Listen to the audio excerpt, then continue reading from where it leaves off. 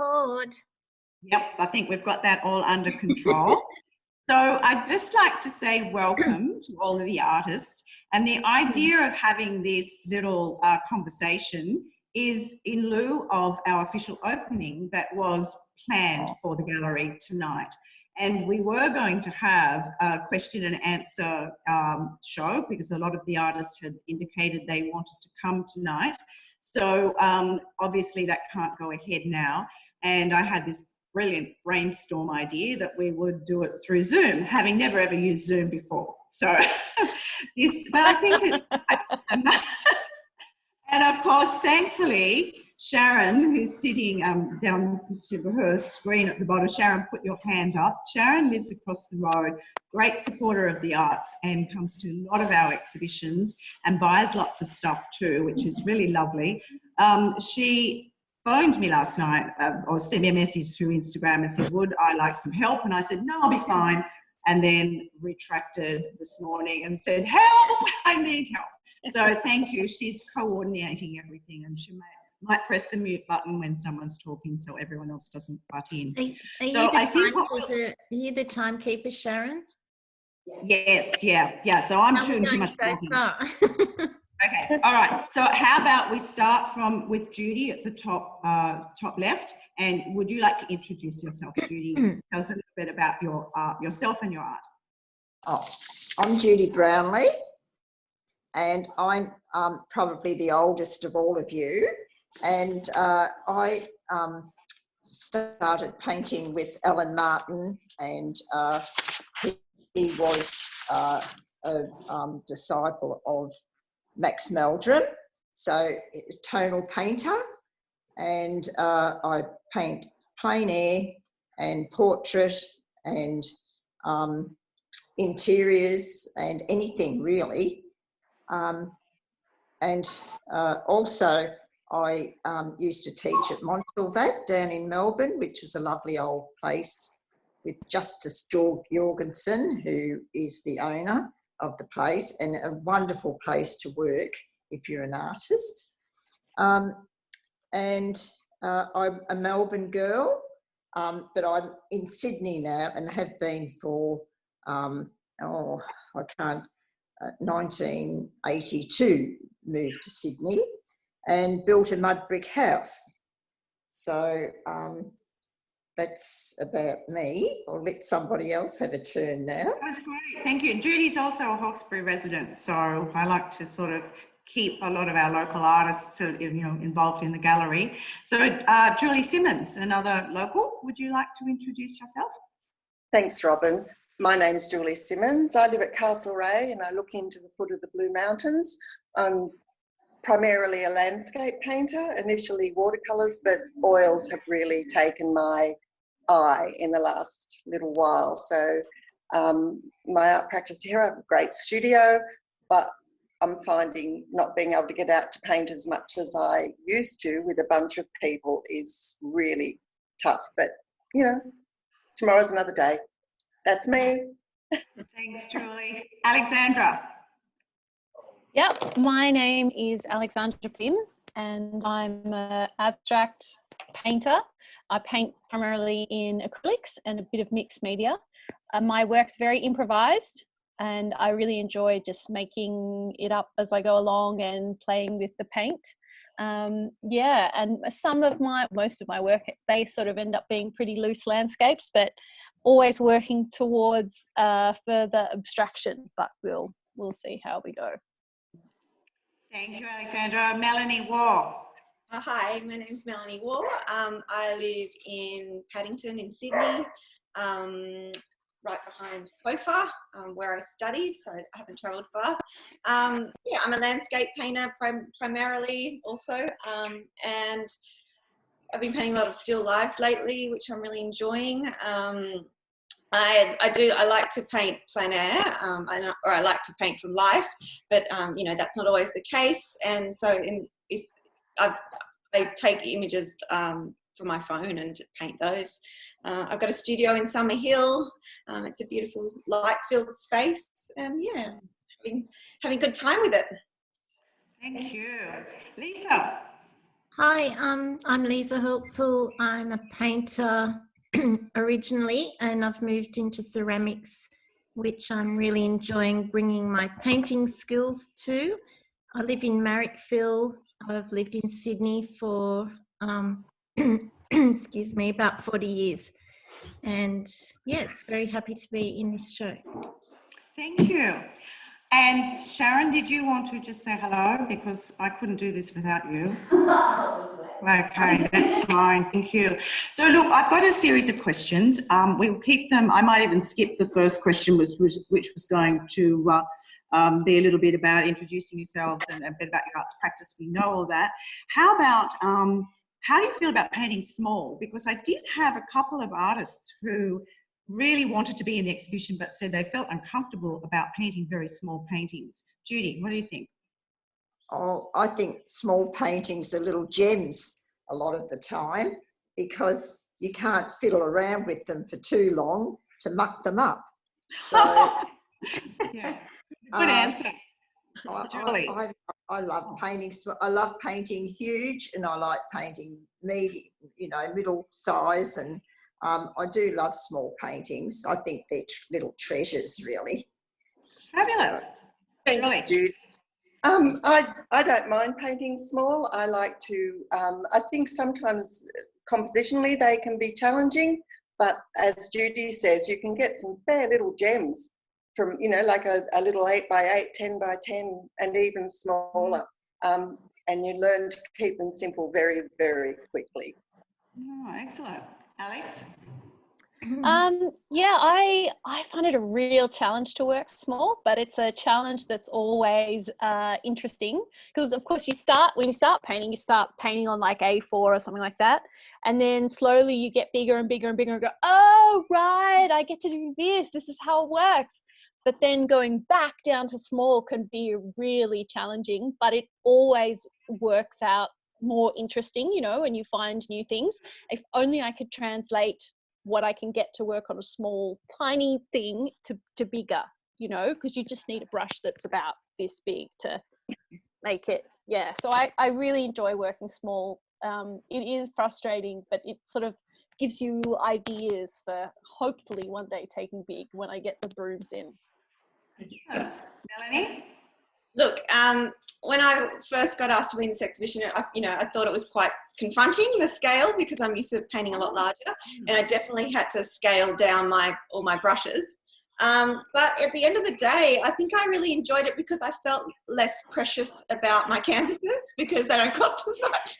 So I did, I think I did about 10 paintings and then only submitted 4 to you, but I got to choose which ones. I don't know. I just felt I felt freedom from it. So that was good. No, they're beautiful. And Lisa, Lisa normally does very large totems, so she scaled down with her totems as well. Yes, so that's been a really interesting experience because it's made me actually work in more detail to the level that I normally work. So I'm usually very abstract in my imitation of nature. And now I'm finding working small has been a really great experience because I'm spending a lot longer on each totem bead and I'm putting more effort and detail into them. So yeah, that's been really interesting. Well, they're absolutely stunning. I'm sitting in front of them so that everyone else can see them. And they honestly, you'd have to see them in real life. I've got photos of them, but seeing them here, they're just stunning, Lisa. I just love them. Thank you. So I'm going to skip down to the next question because I think this one will interest lots of people. And it's, what's your most important artist tool? What is it that you just can't live without in your studio? Judy. Oh, a really nice, good palette. I use a big Meldrum palette, and I have tried to use smaller ones, but I like to have plenty of room to mix my paint. And I think I'd say my beautiful palette. Fabulous. That actually, yeah, I got handed down from Alan Martin, which was the Max Meldrum palette. So nice. I like painting on his palette. Yeah. Julie. What's yours? I think for me, it's a stick of charcoal, Oh, because that's the start of a lot of the work I'm doing now, is a stick of charcoal on a bit of paper or a canvas. And I was going to say my big wind-up easel, but no, I think the stick of charcoal I can't live without. Alexandra.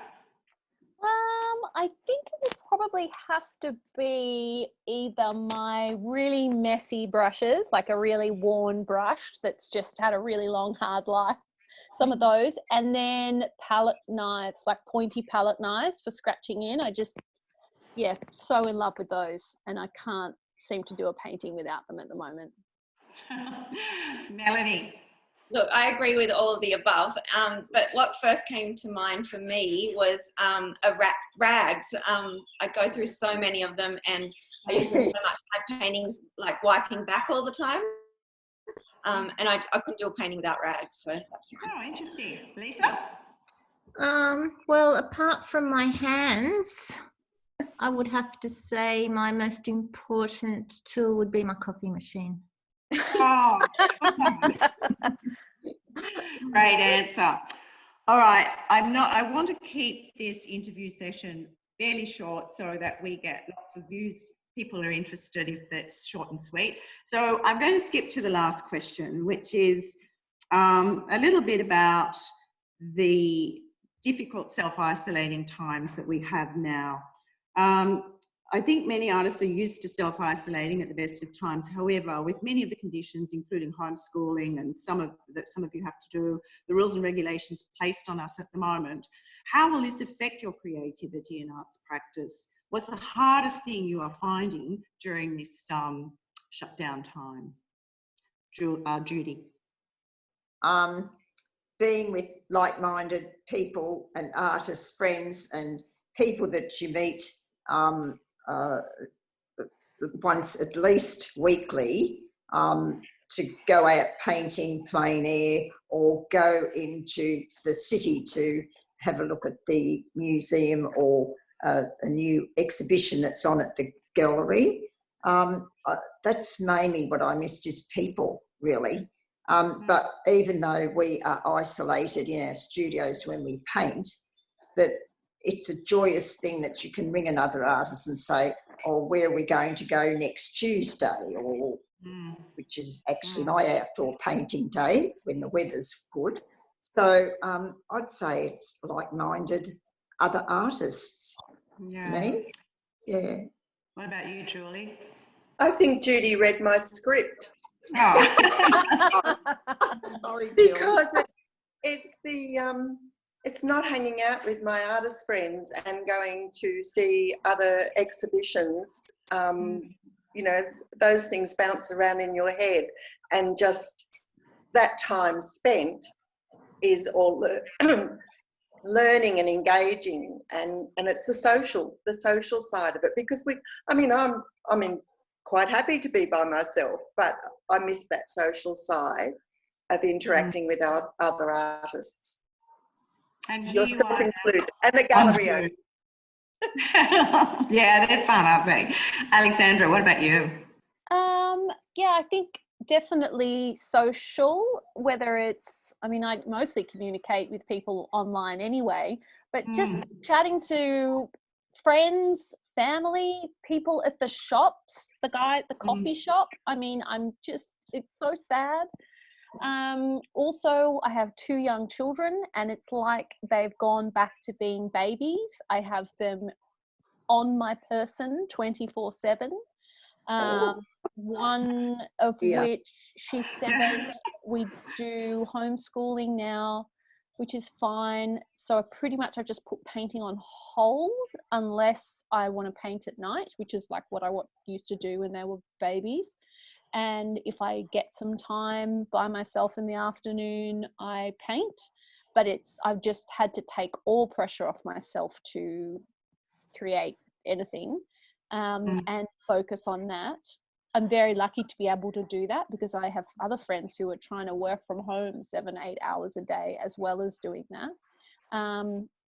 But yeah, it's just that overriding kind of pressure.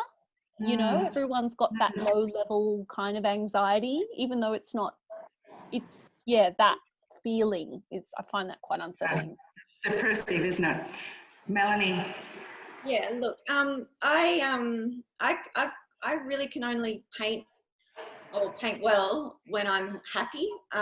So I am worried, and I worry about how I get anxiety, and obviously this is pretty, anxiety provoking. Yeah, and I can't paint when I'm unhappy, and I've gone through like periods of not painting at all because not being happy within myself. But I have been feeling really happy lately, so I'm nervous that it's going to hit me, but hopefully not. Yeah. Thanks, Melanie. Lisa? Oh, the usual things. The whole family works from home now. Everybody's Zooming in different places, and there's lots of conflicts surrounding that. But most of all, I miss my open studios where I have other artists come and use my studio, and that's socializing with other like-minded people. But on the other hand, I feel like it's a bit like a magnifying glass, and it's bringing everything I normally think into finer focus, and I'm doing things that I didn't do before, like making sure I go for a walk every day around the river and looking at nature. And I usually spend every minute spare that I have in my studio. So I'm trying to actually do the opposite, because my work has come into my studio, my online teaching. So it's like, how do I create a division between art and life? Or maybe there is actually no division between art and life after all. So it's kind of weirdly good and bad for me. No, look, it's affecting everyone. For me personally, having to move from the physicality of this gallery, and it's a sort of a gallery, I call it like my little awesome gallery, because it is coming across on social media as being quite an eclectic, different style of gallery, and people do seem to like the fact that we have a mix of everything here. But it's also a community gallery, and every day people drop in, well, some days we might have, like in the tens of people drop in, other days, just one or two, but I'm missing that. But for me, at my age, like moving totally to online has been a massive step. I was very lucky when I went back to the university. I was virtually forced to sort of suddenly learn all these new technologies and platforms. And I feel that I'm probably a little bit more ahead of a lot of people my age at the moment because of that. But I had to call my friend here, Sharon, to come and help me today. My son is on call. I've got the web developer ready to sort of take my call at the end of this. And just to try and sort of have everything move from the physicality of the gallery to this online presence has been enormous. So I think it will work. I think that if you can think creatively and have these innovative ideas about, doing things a little bit differently and capture people's attention, I think we'll get through it. But I think it's going to be a very difficult period for everyone. But I'd just like to say thank you so much for agreeing to be part of this today. We have a couple that didn't make it online that had indicated they would. I know they're new to this technology and it probably just hasn't worked. We may do it again for another exhibition. But I just want to wish you all well. And again, thank you so much for being part of this meeting. Thanks, Rob. Oh, okay. Thank you for exhibiting. The paintings are beautiful, absolutely beautiful. They look lovely behind you. I can't wait to see the gallery tour. I've done a tour. It's very, very amateurish, but no, look, I bet it's beautiful. Hey, you have to put yourself out there, and I'm trying very hard. So let's all go to the gallery at 6 o'clock tonight. That's what we want. Okay. Thanks, Sharon. Robin. And thank you again. See you then.